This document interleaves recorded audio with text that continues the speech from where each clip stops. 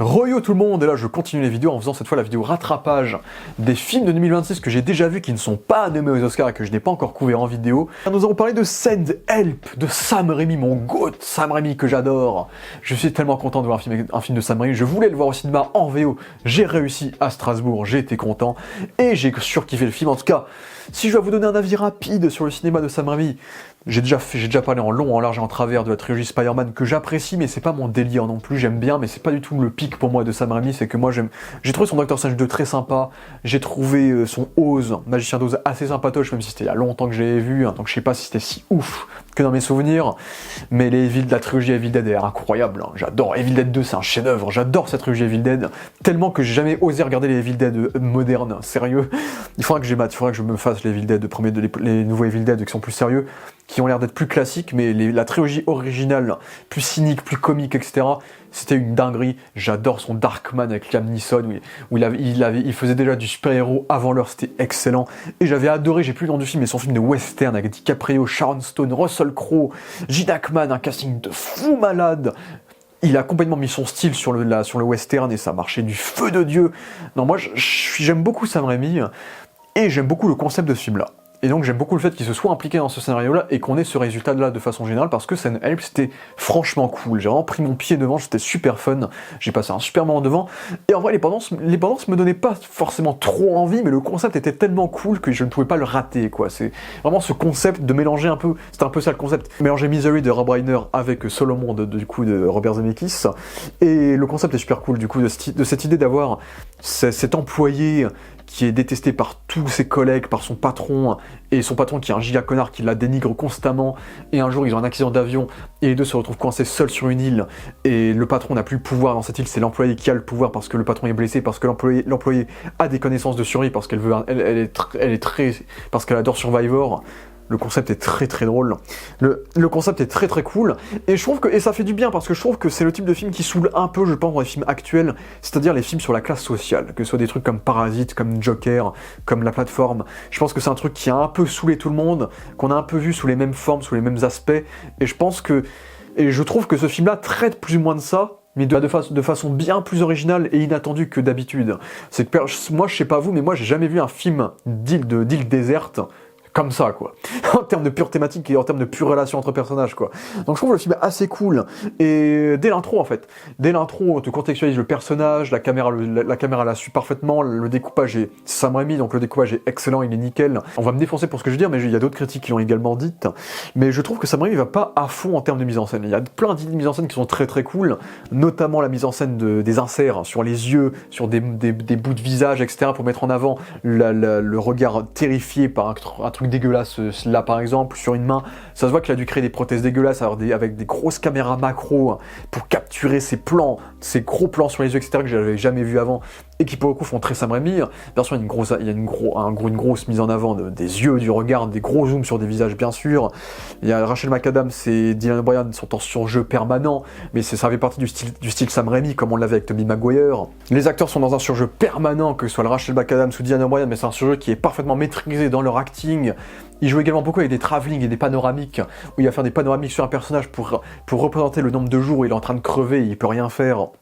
Sur Dylan O'Brien qui marche super bien, il y a des jeux de montage qui marchent super bien et qui pay off plein de choses. C'est que c'est un film qui est très bien construit en termes de cinéma parce qu'il y a beaucoup de setup et beaucoup de payoff sur plein de choses qui référencent beaucoup le cinéma de Sam Raimi, parce qu'il y a beaucoup de choses qui rappellent le cinéma de Sam Raimi, beaucoup de refs à Evil Dead, par exemple avec une main sortie au-dessus de la terre. Il y a un côté, j'ai retrouvé un peu cette vibe Doctor Strange avec un personnage qui se promène un peu comme un zombie plein de sang, qui m'a beaucoup rappelé Scarlet Witch dans Doctor Strange 2 également.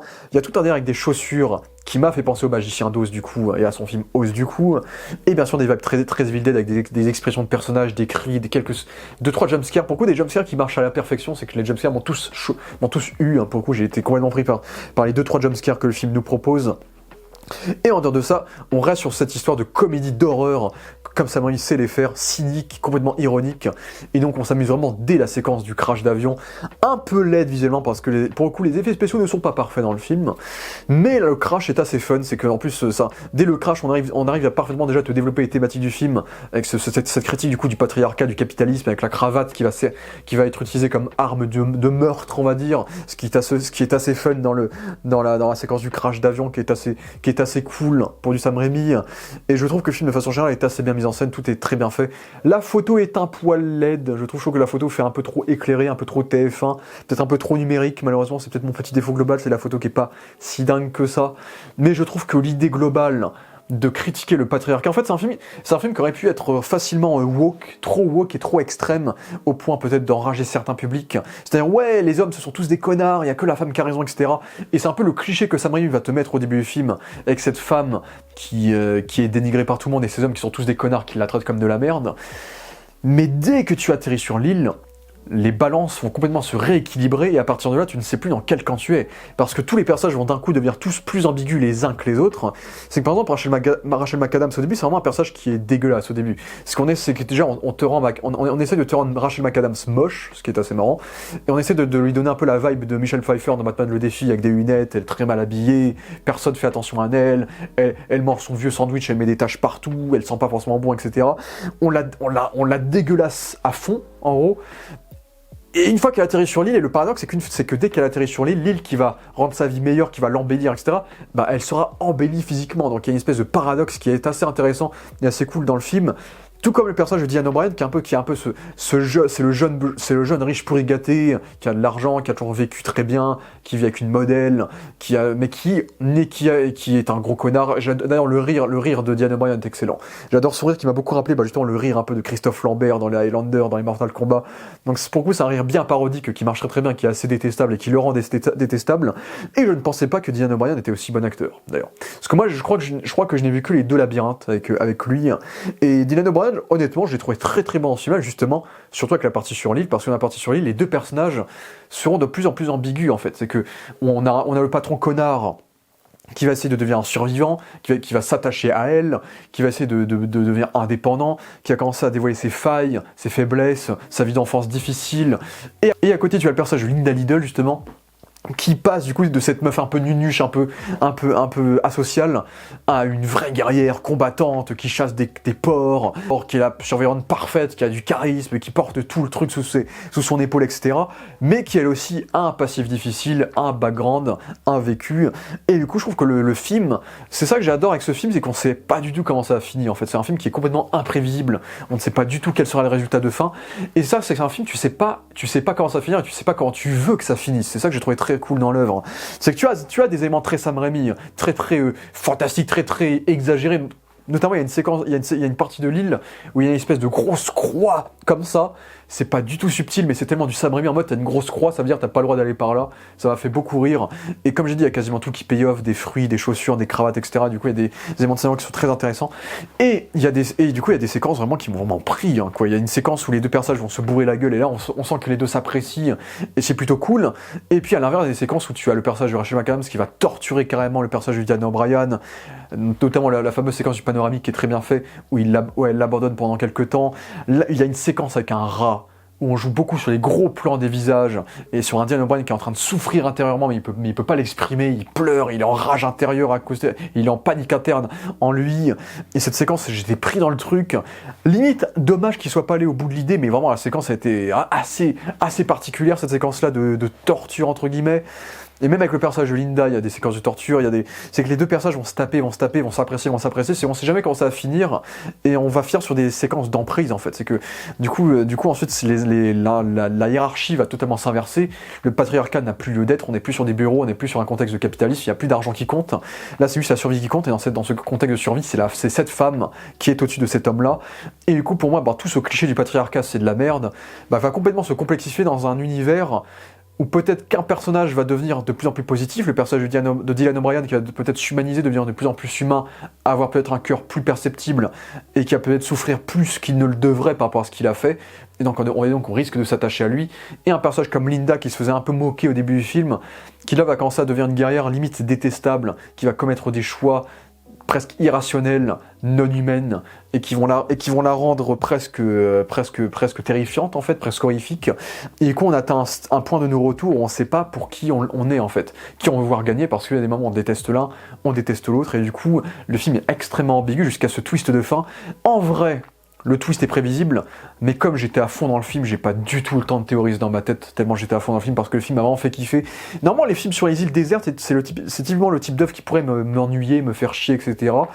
Et je trouve que tout est extrêmement varié en termes de péripéties. Tu as des tempêtes, tu as des séquences avec des bateaux, on sait pas ce qu'on va en faire, des séquences de falaises avec du danger, la séquence du port, qui joue avec ce côté vomi dégueulasse à Sam Raimi, même si le port est pas forcément très bien fait.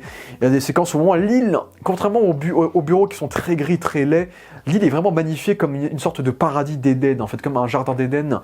Et je trouve que c'est une mise en avant qui est assez originale dans des récits sur des îles désertes. Et je trouve que Sam Raimi arrive à créer ce contraste qui est assez intéressant, jusqu'à ce twist de fin que je n'ai pas du tout vu venir, mais qui est au final assez intéressant et qui te rappelle qu'en vérité, on est que sur des tricheurs, en fait. C'est qu'on est sur un personnage qui dit que les îles désertes c'est parfait, mais peut-être qu'il y a un supplément qui fait que c'est vraiment parfait. Et en vérité, il y a toujours une part de capitalisme, peut-être de technologie, de richesse qui reste important en fait. C'est que je trouve qu'il y a un côté très hypocrisie sur la fin de l'œuvre qui est ressenti par ce twist de fin, qui va conduire du coup à la fin définitive, qui sera un full brisage du quatrième mur, qui va inverser les valeurs et nous surprendre. Ce qui fait que Scène Help, c'était très cool. La musique de Danny Elfman habille très bien l'œuvre, mais bon. Danny Elfman a perdu sa superbe depuis longtemps, donc il n'y a pas de thème marquant, mais la musique habille très bien l'œuvre. Il y a ce côté très effréné, très Sam Raimi-esque dans la DA et dans la musique. Tout est parfaitement mis en scène. Je trouve que les deux acteurs sont excellents pour le coup. Et le film m'a pas du tout ennuyé. Il n'est pas subtil du tout, il n'est pas subtil pour un sou, c'est pas un chef-d'œuvre. Mais c'est un Sam Raimi qui m'a vraiment fait kiffer, et c'est certainement son meilleur film depuis au moins 15 ans. Il faut que je regarde Drag Me to Hell. J'ai pas vu Drag Me to Hell, mais il faut que je rattrape Drag Me to Hell. Ça m'a donné envie de regarder Drag Me to Hell. Donc Send Help, c'est vraiment un bon film que je vous recommande vraiment si vous voulez passer un bon moment de tension, parce que la tension est présente et ça m'a fait kiffer. J'ai vu The Mastermind de Kelly Reichardt avec Josh O'Connor, et c'est le pire film de l'année pour l'instant. J'ai détesté le film, je me suis fait chier. En plus, j'avais vu avec des potes qui étaient excités, qui s'est dit ouais, le Mastermind, ça va être un génie, il va voler des banques, quand il y a des banques et tout, des musées. Et en fait, il y a de l'humour qui est plutôt marrant dans le film. Il y a des séquences d'humour un peu subtiles, un peu sympas. Il y a la fameuse séquence du cambriolage qui est plutôt cool, du coup, au début du film. Et il y a quelques séquences qui sont assez paradoxales par rapport au personnage de Josh O'Connor, qui va vouloir troquer sa mère pour voler des choses, qui va essayer de se planquer, qui va se faire avoir par les personnages, qui va se faire piéger, qui va se retrouver dans des situations assez particulières. Donc il y a des séquences qui sont assez ironiques et comiques par rapport à ça.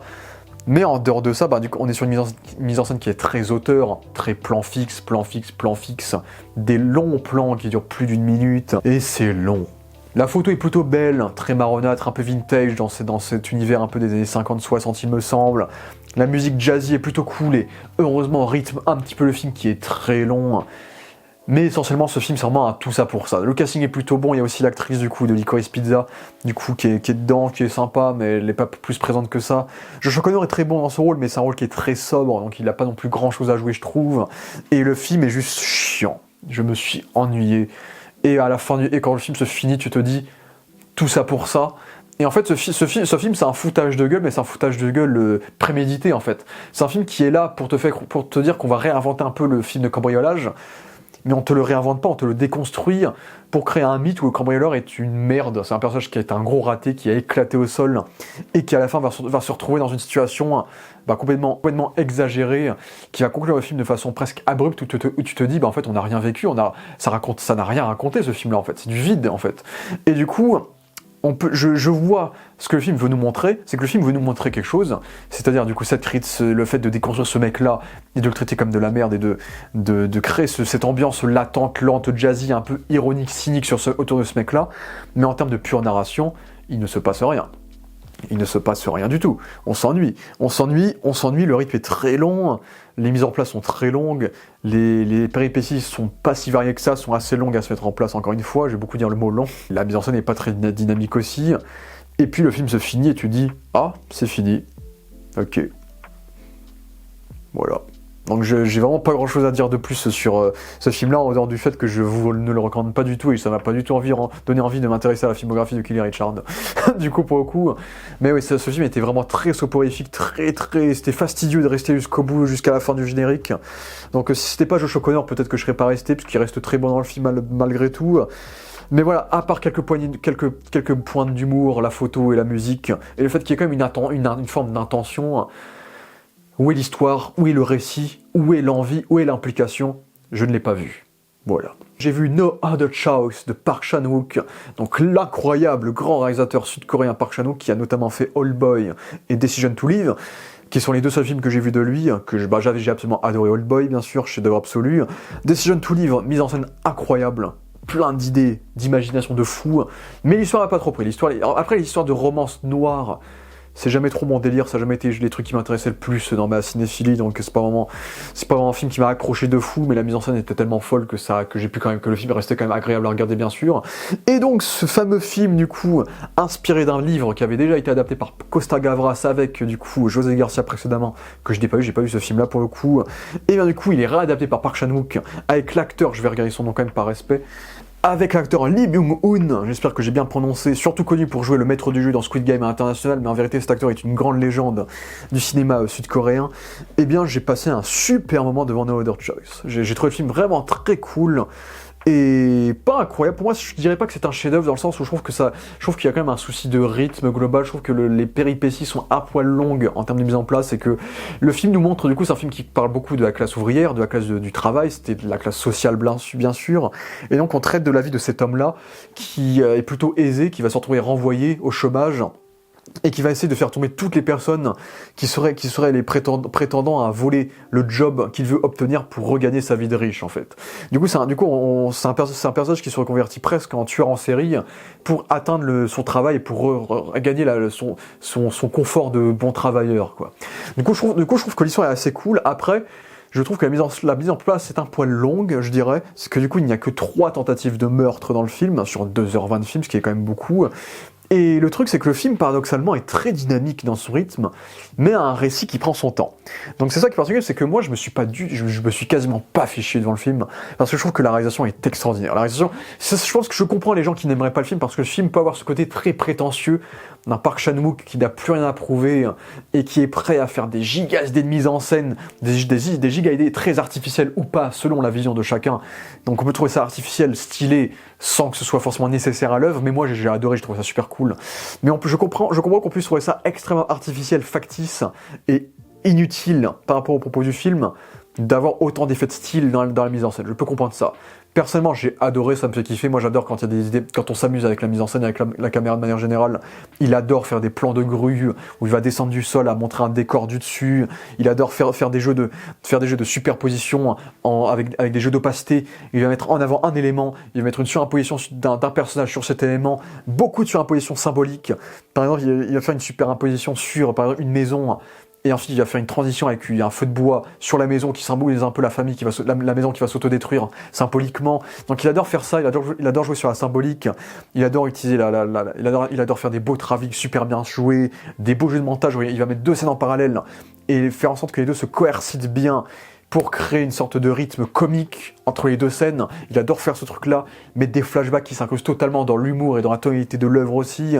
Il y a une séquence toute conne, mais il y a une séquence où il filme un mec boire une bière. C'est la meilleure séquence d'un mec qui boit une bière que j'ai vue de ma vie. Genre le mec, il le filme boire la bière. Il lock le mouvement de la caméra sur le mouvement de la bière, et c'est incroyable. Et ensuite, il va filmer l'intérieur du verre pour montrer la bouche du gars qui finit la bière. Et j'ai trouvé la mise en scène est trop cool, quoi. La mise en scène me fait kiffer, quoi. Et après, ça reste quand même important thématiquement, parce que justement, notre personnage principal a des soucis d'addiction reliés à l'alcoolisme. Donc c'est cohérent qu'on joue sur ce truc-là. Par exemple, il aime beaucoup filmer la dent du personnage qui lui fait mal pendant tout le film, pour montrer un peu la corruption de son âme, entre guillemets. Donc il y a aussi ça qui est intéressant dans sa mise en scène. Et comme j'ai dit, le montage est très bien géré. Il va faire apparaître par exemple, il adore détourer des personnages pour les incruster dans une scène auquel ils sont pas présents, mais parce qu'ils sont présents un peu dans l'esprit d'un autre personnage, et du coup, il adore superposer des plans, des images, des carrés, des machins, que ce soit sous des jeux d'opacité ou de pur découpage de personnages, de visuels, etc. Il s'amuse de fou. Et sa mise en scène m'a fait kiffer. J'ai adoré sa mise en scène. La photo est super belle, ça pète de couleurs, le soleil qui reflète sur la maison du riche au début est magnifique. Et le film est assez quand même général. Il y a une grosse mise en avant de la nature. Parce que c'est un personnage qui travaillait dans une usine reliée au papier, et on met énormément en avant le délire du papier. Le papier qui pourrait être vu comme quelque chose d'un peu de has-been, parce que maintenant on est sur l'époque de la nouvelle technologie, des réseaux sociaux, de l'IA qui arrive, etc. Et le film va traiter de ça, c'est que le film va beaucoup mettre en avant déjà un côté plus international, parce qu'on évoque beaucoup, les Américains sont traités dans le film, c'est que le personnage a été licencié en grande partie parce que son entreprise est rachetée par une boîte américaine, donc on met en avant ce petit côté international qui pourra plaire au public général, global on va dire, donc on joue sur ce côté mondialisation qui nuit à des carrières, et on joue aussi sur le fait, on joue également beaucoup sur la nature, on met beaucoup en avant des décors en verdure, des plans en verdure avec des plantes magnifiques, très colorées, etc. Parce que ça met en avant cette nature qui sera reconvertie en papier pour devenir un bon employé qui va créer ce papier via ses feuilles, via ses arbres, etc. Donc il y a cette mise en parallèle entre la destruction de la nature et donc ces feuilles qui entourent son personnage, parce qu'en gros, pour lui, son travail est vital pour l'humanité, pour le monde, et donc cette omniprésence de la nature met en parallèle l'importance qu'il a pour son travail et le fait qu'il veuille récupérer son travail, quoi. Et puis on met beaucoup en avant les réseaux sociaux, c'est que du coup il y a des personnages qui vont faire des conneries, qui seront reliés aux réseaux sociaux, des personnages qui seront présents sur TikTok, qui mettent en avant leur talent sur des réseaux sociaux, qui vont se faire avoir à cause de ça. Donc c'est un film qui met beaucoup plus en avant un peu les techniques de la nouvelle génération. C'est quelque chose qu'il avait fait dans Decision to Live, où il mettait beaucoup en avant l'idée des téléphones portables, et du coup je trouve qu'il modernise parfaitement les thématiques un peu du bouquin, autant moderne, avec ce parallèle entre nature et industrie de papier, l'arrivée des nouvelles technologies, potentiellement de l'IA, et ce personnage du coup qui va servir un peu de tout ça pour devenir ce tueur en série et pour retrouver son emploi. Et je trouve que le film est très intéressant sur ça, que c'est un personnage, et ce que j'aime beaucoup avec ce personnage-là, c'est que c'est un personnage qui a du charisme, parce que l'acteur est super charismatique, on l'avait déjà vu dans Squid Game, il est très très bon, il est excellent, fantastique. Et comme c'est un film sud-coréen, il y a beaucoup de séquences qui exagèrent beaucoup sur les mouvements, sur le jeu, sur la performance des acteurs, mais justement ça va dans le délire vraiment de comédie noire. Et du coup je trouve que ça s'y prête parfaitement dans l'histoire de l'œuvre de façon générale. Et de base, comme je vous dis, il y a beaucoup de montages alternés, une mise en scène très dynamique qui fait que le film, il fait 2h20 mais je m'ennuie pas. Mais paradoxalement, je trouve que le film avance pas trop. C'est un peu ça mon petit défaut, c'est que le film, comme j'ai dit, il n'y a pas beaucoup de meurtres, il y a de longues mises en place, et le personnage est un peu un loser aussi. C'est aussi ça qu'on met en avant, c'est que le personnage, il veut commettre ses meurtres, mais c'est un personnage qui est assez nul au départ. En fait, il évolue vraiment dans ce métier, entre guillemets, de serial killer, ce qui est assez rigolo à voir. Mais au début, il stresse énormément, il fait énormément de bêtises, il est vraiment ridiculisé à fond. Donc il y a vraiment une déconstruction de ce personnage-là qui plus le temps passe, plus le film va avancer, plus il va gagner en performance, plus il va gagner en confiance en soi. Et du coup, je trouve que c'est un film qui marche super bien sur sa mentalité, notamment sa mentalité par rapport à son père qui avait fait la guerre du Vietnam, par rapport à son fils qui n'est même pas vraiment son fils, à sa femme qui est aussi une personnalité qui est très forte, qui aime aussi sa famille et qui a des soucis avec son mari, et du coup il y a des séquences avec sa femme qui sont intéressantes, on se demande si les deux ne se trompent pas mutuellement ou pas du tout. Du coup il y a une alchimie avec sa famille qui fonctionne super bien, et on arrive à s'attacher aussi assez facilement aux personnages qu'il va vouloir tuer également, qui sont souvent des épaves alcooliques, qui sentent pas bon, qui sont dépravés également, qui ont l'air plutôt sympas, etc. Donc il y a une forme de déshumanisation sur notre personnage principal qui s'applique au fil de l'œuvre, avec justement ces personnes qu'il va tuer, qui sont des humains comme lui en fait, qui n'ont rien demandé dans un sens. Et ça montre à quel point le capitalisme peut corrompre l'âme en fait, parce que c'est un personnage, en vérité, c'est un personnage qui fait tout ça parce qu'il y a de l'ego. Donc c'est un personnage qui est attachant dans sa quête parce que tu veux voir comment il va y arriver ou pas. Mais tout ça part d'une ambition purement égocentrique, c'est que c'est un personnage qui est plutôt riche, qui a une belle maison, en plus c'était sa maison d'enfance, il a réussi à la racheter, il a une belle famille, il a 2 beaux chiens, il a un bon travail, etc. Et lui, il veut absolument garder sa maison, alors qu'en vérité, il pourrait vivre avec sa famille, il pourrait déménager, vivre dans un appartement, et vivre heureux avec sa famille. Et justement, tout ce qu'il va faire dans le film va plus ou moins l'éloigner de sa famille, il va passer beaucoup moins de temps avec sa famille, il va s'éloigner d'eux, il va être de moins en moins apprécié par ses enfants, etc. Du coup, c'est un personnage, tout ce que ce personnage fait, c'est pour sa fierté personnelle, il va sacrifier des vies pour sa fierté, pour son ego, juste pour une maison, juste pour retrouver sa situation de luxe qu'il a toujours connue, en fait. Il ne veut pas vivre une situation qui est beaucoup plus désuète que sa situation de riche de base en fait.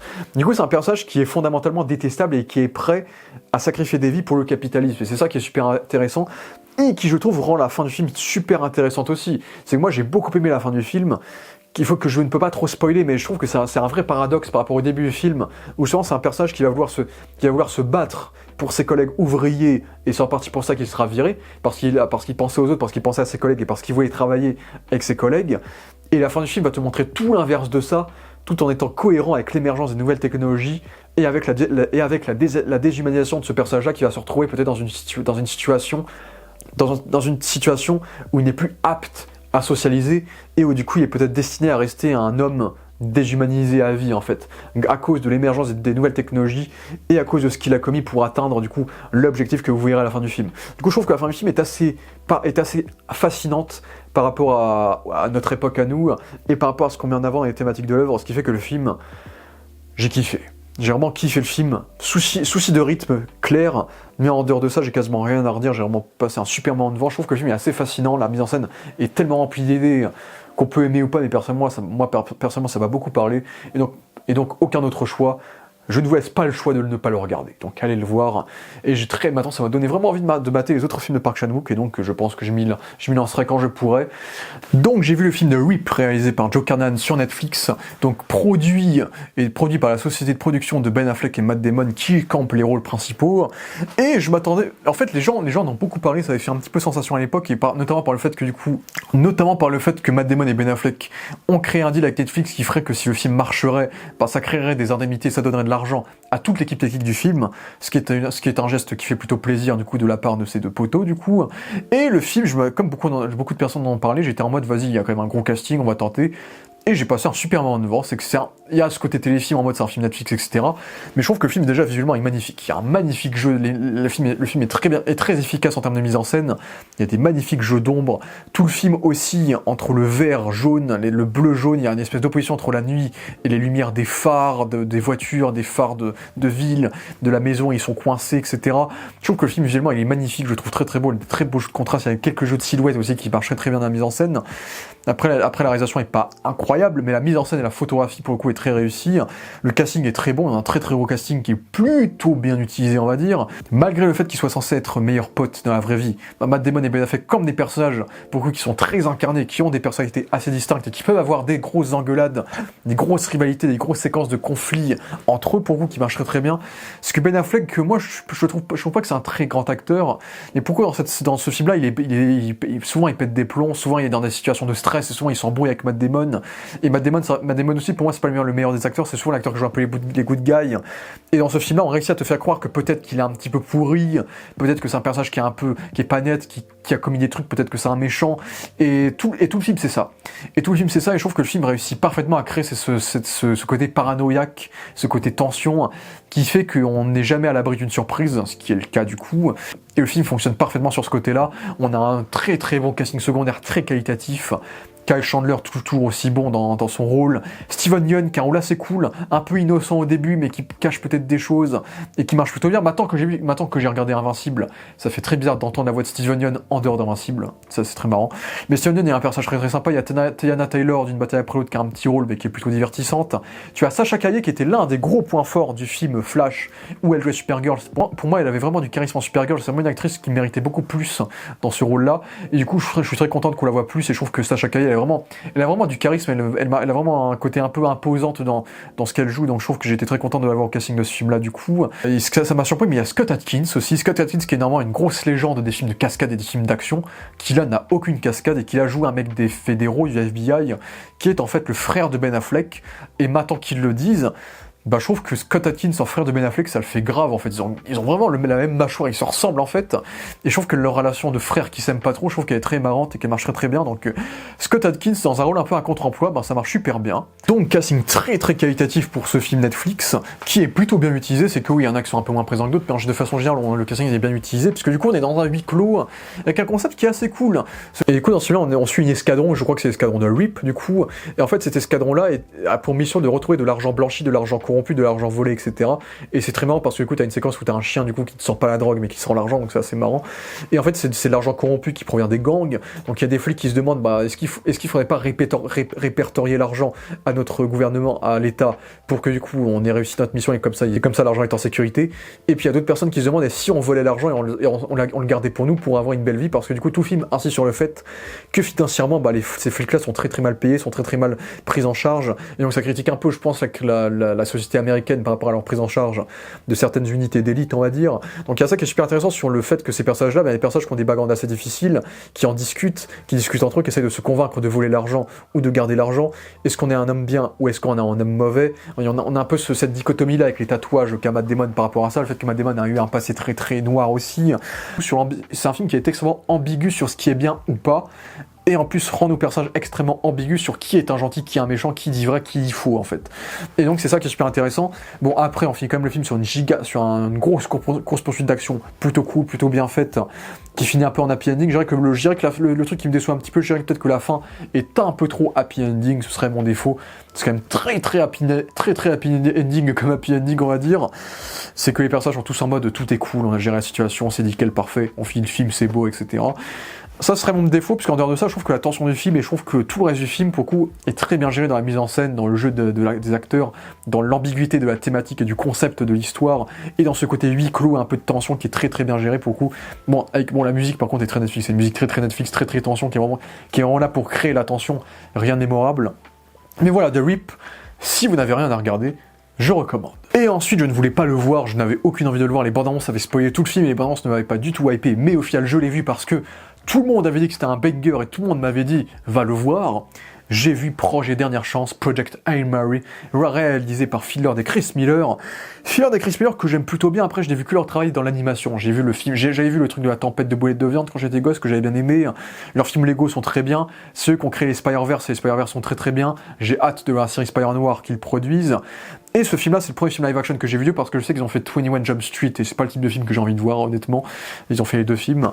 Et du coup, moi personnellement, en fait, moi je suis pas. Le truc c'est que les films dans l'espace, Ryan Gosling il l'a déjà fait avec First Man, et moi je suis pas très fan de Ryan Gosling et je suis encore moins fan du Ryan Gosling de maintenant, c'est-à-dire le Ryan Gosling comique.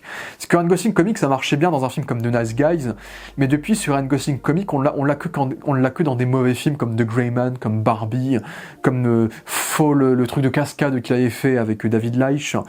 Et là en fait ce film-là, il joue ce rôle-là, il joue un peu ce rôle-là, c'est que maintenant Ryan Gosling, soit il joue des rôles froids, soit il joue des rôles pour ses gosses, donc des rôles très comiques et assez light.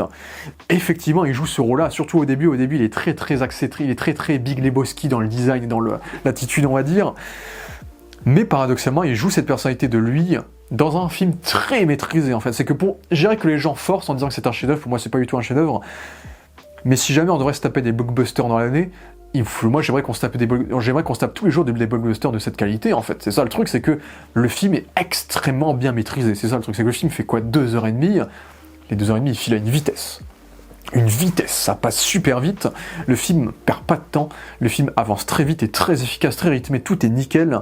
Bon, pas non plus super dynamique, mais bon, il est pas non plus super dynamique, mais t'as des séquences d'émotion, des séquences de tension, de build-up, qui font que tu es quand même dedans, même quand c'est un peu plus lent. Et c'est un film qui gère parfaitement l'humour. C'est qu'on voit que Phil Lord et Chris Miller, c'est un peu des génies dans leur catégorie, c'est pour ça qu'ils ont cette réputation, on va dire. C'est que contrairement à Marvel, où souvent Marvel va dédramatiser des situations, ces deux réalisateurs vont réussir souvent à très bien gérer l'humour, à créer des séquences d'humour très drôles. T'as une séquence en ombre chinoise dans l'espace qui est très marrante, où tu as une séquence un peu en mode maquette, où tu as un vaisseau qui avance, et t'as un autre vaisseau qui le suit et qui se met par-dessus lui, ça fait très enfantin et c'est très rigolo. Et ils font des super jeux de tempo, parce que du coup là, le film est divisé, il n'est pas linéaire, le film est divisé entre présent et flashback, et du coup les flashbacks vont nous apporter des informations au fur et à mesure que le film avance, sur pourquoi le personnage est là, comment il en est arrivé là, et pourquoi il en est arrivé là. Et du coup souvent ils font des jeux de montage très comiques, où tu as par exemple tu as le personnage qui est ultra impliqué sur un truc et qui est à fond et qui est trop chaud pour sauver le monde, et puis boum, on te met un plan du présent, on voit qu'il a perdu les pédales, qu'il a plus foi en l'humanité, qu'il est un peu dans la mouise, donc on a des dichotomies d'ambiance qui marchent très bien dans le côté comique, et ça marche super bien.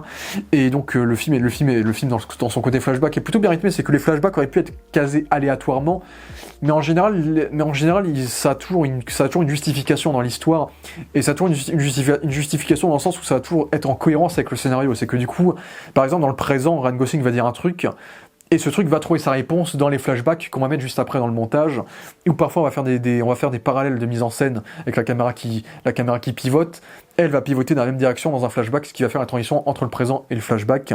Et souvent du coup les flashbacks vont nous créer des twists et des révélations qui vont être cohérents avec certaines séquences, notamment des séquences où t'as Ryan Gosling qui va dire qu'il est tout seul, qu'il a une vie de merde, qu'il a aucun attache, et puis boum, plan d'après, il est pote avec un alien, tu vois. Et cet alien, maintenant, il est devenu presque tout pour lui.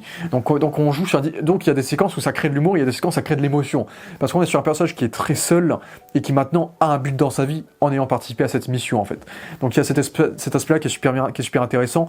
Et puis on voit j'ai vu ça vite fait, mais je sais qu'ils ont utilisé des lentilles de caméra différentes pour les séquences présentes et les séquences flashback. Et déjà on voit que le format est différent déjà. Il y a une séquence qui est un peu plus cinémascope et l'autre qui est presque 1.33 je crois. de ce que j'avais vu. Mais du coup, dans la réalisation, on sent qu'il y a vraiment une différence visuelle entre les flashbacks et le présent, ce qui est plutôt cool. On sent qu'il y a ce côté très caméra à l'épaule, on a un peu ce côté documentaire au début du film, quand le personnage découvre, puisque du coup le personnage est amnésique et il doit retrouver la mémoire, et du coup il retrouve les mémoires petit à petit, mais du coup il y a un peu ce côté documentaire où il découvre sa situation, et du coup la caméra tremble et le film est un peu caméra à l'épaule, etc. En plus, ce qui est bien, c'est que du coup le film est très practical, c'est que le film a été tourné dans aucun fond vert, peut-être des fonds bleus, mais aucun fond vert n'est utilisé pour ce film-là, et on voit que le vaisseau a été créé pour de vrai, on voit que l'alien, du coup Rocky, on voit qu'ils ont tout fait pour essayer de le faire le plus en effet pratique possible, et du coup c'est un effet visuel qui est vraiment excellent, parce que tu n'arrives pas à savoir s'il est fait en effet pratique, ou en effet visuel, ou à quel moment il est en effet visuel, ou en effet pratique, et du coup on est vraiment sur un trompe-l'œil qui marche du feu de Dieu, et même la fameuse séquence du climax, où il doit rentrer dans cette espèce de ligne cosmique rouge, bah, ça crée une espèce d'effet pixelisé de profondeur de champ, bah, qui vont rentrer sur lui et qui vont un peu le paralyser. Et ben cette espèce d'effet d'halo rouge a vraiment été fait avec des vrais lens et des vrais miroirs rouges qu'ils ont filmés en profondeur de champ pour créer cet effet visuel, donc avec de l'eau et tout genre. Donc le film est très impressionnant dans son utilisation des effets pratiques, et utilise au maximum les effets pratiques, et du coup ça rend le film extrêmement palpable. C'est que pour le coup les effets visuels du film sont parfaits, irréprochables. En plus de ça, la photo est faite par Greg Fraser, et la photo est plutôt belle aussi, pas toujours, et les séquences en flashback sont souvent très très basiques visuellement, parce que la réalisation ne prête pas forcément à suivre la photo de Greg Fraser. Greg Fraser pour un de Batman ou pour un Dune, bah, tout était très contemplatif et fixe, et ça s'alignait vraiment avec sa photo.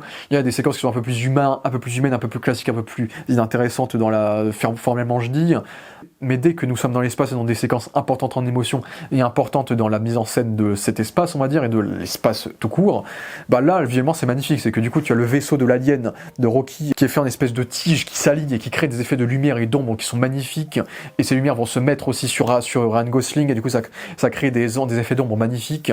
Bon, bien sûr, c'est Greg Fraser, il a créé la mode, il y a énormément de plans en silhouette, bien sûr, sur Ryan Gosling, et bien sûr, dès qu'il y a des séquences en couleur avec cette planète verte gazeuse, ces rayons rouges, le film pète de couleurs, quoi. Les couleurs sont magnifiques, sont très assumées. Ça fait du bien d'avoir des films qui sont colorés à côté de tous les blockbusters un peu grisâtres qu'on se tape à chaque fois. Donc ça, c'est cool. Et j'aime beaucoup la manière dont les deux réalisateurs jouent avec la gravité dans la mise en scène. Beaucoup, ils aiment bien faire pivoter de façon un peu gravitationnelle leur caméra en mode 360 au présent et en flashback pour créer des parallèles visuels. Moi, je trouve que la mise en scène a plein de petites idées qui sont assez cool, et d'un port assez intéressant. Puis bon, après, je dirais que pour moi, ce qui fait que ce film c'est pas un chef-d'œuvre, c'est que le film est quand même très très référencé. Pour le coup, je trouve que ce film n'a rien d'original. Ça, c'est ce que je dirais. Le fait de sauver les soleils, bah, l'intrigue de base ressemble beaucoup à Sunshine de Danny Boyle. Le personnage un peu de Ryan Gosling, c'est un archétype de personnage qu'on a vu beaucoup de fois également dans ce type de film. La rencontre avec le personnage de Rocky, il y a un côté très premier contact, très E.T. Mais voilà.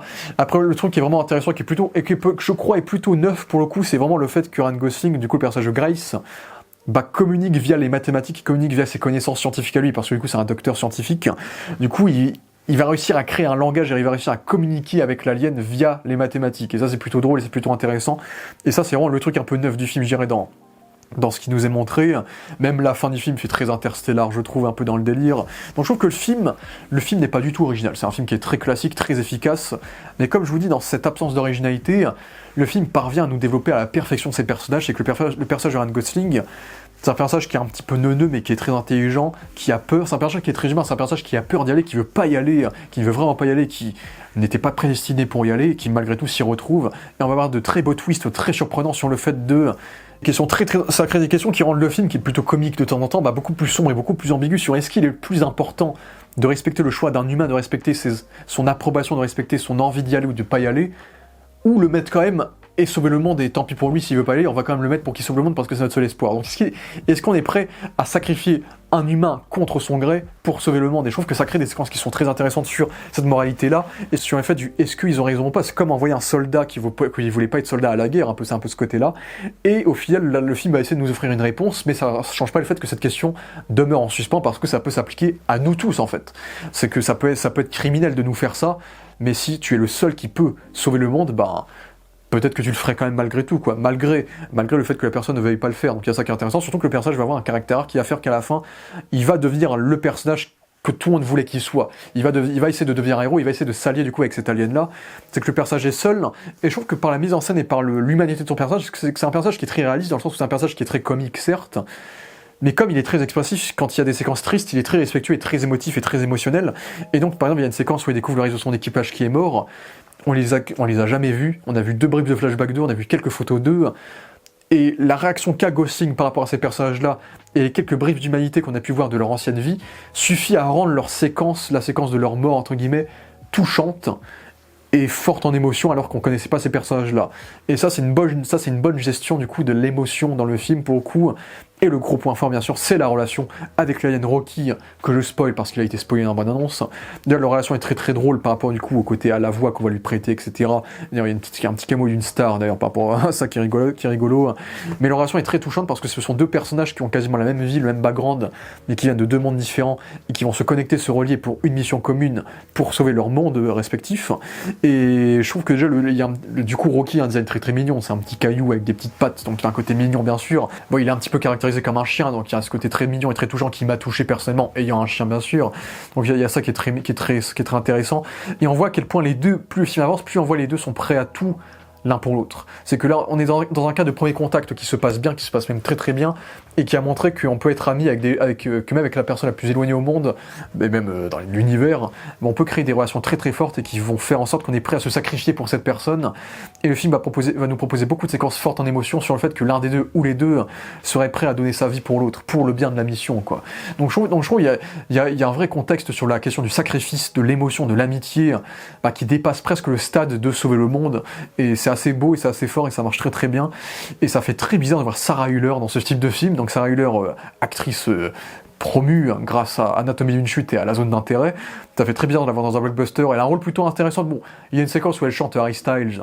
C'est touchant, c'est sympathique, ça casse le stéréotype de son personnage qui est un peu la colonelle un peu badass, ce premier degré qui rigole un peu mais qui reste très sérieux sur sa mission. Ça la rend un peu plus touchante, un peu plus forte en émotion, et ça renforce sa relation de collaboration qu'elle a avec Ryan Gosling, qui va peut-être s'altérer un peu plus tard, donc ça amplifie ça. C'est vrai que c'était un petit peu forcé, mais pour un blockbuster un peu comme ça marche bien, j'ai envie de dire, ça passe. Il y a aussi l'acteur de The Bear, le mec qui joue Marcus, qui joue le bodyguard un peu, qui devient un peu pote avec Ryan Gosling, et ça donne des séquences très rigolotes et très cool entre eux aussi. Donc très bon casting. Et c'est vrai que c'est un film qui est très fort en tension et en émotion, parce que c'est un film qui a genre 4 fins différentes, c'est qu'il y a plein de moments où on pense que le film va s'arrêter, et en fait là le film s'arrête pas, le film continue, reprend, avec des péripéties, mais du coup ça rend le visionnage allétant, tu veux pas que ça s'arrête et tu veux que ça se termine de la meilleure des manières. Et on a une happy end, certes, mais c'est une happy end qui est complètement cohérent avec ce qu'a vécu le personnage sur Terre, avec ce qu'il a été au départ, avec la boucle qui est bouclée, avec la relation qui s'est créée avec certains personnages, et avec la mission qu'il a effectuée. Et oui, il y a eu des discussions avec les studios, il y a une possibilité d'une suite, c'est très fidèle au roman, donc on peut réécrire en plus un autre roman qui serait fidèle à ce film-là. Donc oui, une suite est possible, mais personnellement, je trouve que pour moi, pas tous les films ont besoin d'une suite. C'est pas parce que c'est un blockbuster qui a bien marché, parce que le film, pour le coup, succès que personne n'a vu venir, giga succès, 600 millions de dollars, alors que moi je pensais que ça allait être un giga flop. Et ça donne de l'espoir au cinéma, tu vois. Pour moi, c'est un peu le Top Gun Maverick de cette année en mode blockbuster, plein de CGI, qui est très ambitieux et qui est fait par des auteurs qui ont vraiment une vision sur ce qu'ils veulent montrer et qui veulent vraiment proposer une véritable expérience cinématographique. Moi, si jamais il me faut des blockbusters dans l'année, j'aimerais avoir des blockbusters qui sont tous les jours comme ça, quoi. Et je trouve que le film est très très bien géré dans son rythme et dans cette fin qui marche bien et qui n'a pas besoin de suite. C'est que on pourrait faire une suite. Si vraiment ils ont des idées de fou, pourquoi pas, mais honnêtement, pour moi, il n'y a pas besoin de faire de suite, et j'espère que le film n'aura pas de suite, il n'y a pas besoin. Juste donner du boulot à Phil et Chris Miller, donnez-leur un film live Spider-Man si vous voulez, parce qu'ils mériteraient carrément, vu qu'ils se chargent des meilleurs projets Spider-Man, donc pourquoi pas. Et donc voilà, de temps en temps, les étoiles s'alignent, c'est que Ryan Gosling, oui, joue le même archétype qu'il joue tout le temps, mais c'est un archétype qui, dans un bon film et dans un contexte où on fait évoluer son personnage, fonctionne et crée cette œuvre qui marche très bien. C'était pas une œuvre parfaite, et d'ailleurs j'ai adoré la BO de Daniel Pemberton, donc le mec qui avait aussi fait la BO des Spider-Verse, on ressent un peu qu'il avait fait la BO des Spider-Verse, mais parfois la BO est un peu omniprésente, je dirais que c'est un des défauts, la BO est souvent omniprésente, ils mettent trop la musique pour créer de l'émotion, mais il adore mettre des chœurs, des chorales, il adore mettre des chants pour créer ce côté un peu épopée spatiale, un peu épique, on va dire. Donc ça, oui, ça marche bien. Il y a des musiques très très touchantes, il y a des musiques très très rigolotes, il y a des musiques qui fonctionnent très très bien. Parfois, ils en abusent un peu trop, mais la musique est très très cool en effet. Ça manque d'un thème mémorable, mais la musique est très présente, ça, c'est sûr qu'on l'oublie pas. Ça fait partie de l'un des défauts, comme le défaut que j'avais déjà évoqué précédemment, du coup, du fait que le film n'est pas non plus foncièrement original dans son exécution. Mais en dehors de ça, projet Dernière Chance, c'est clairement l'un. Et d'ailleurs, j'ai pas fait le lien entre la Vierge Marie et le personnage qui s'appelle Grace, donc grâce à Marie, grâce, etc., grâce à Dieu, etc. Donc ça, c'est plutôt marrant.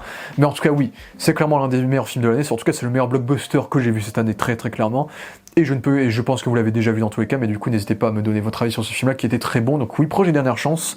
Je ne m'y attendais pas du tout, les bandes annonces m'avaient pas du tout donné envie, exactement comme Sinners l'année dernière. Et j'ai trouvé ça mieux que Sinners, donc franchement, l'une des vraies surprises de l'année.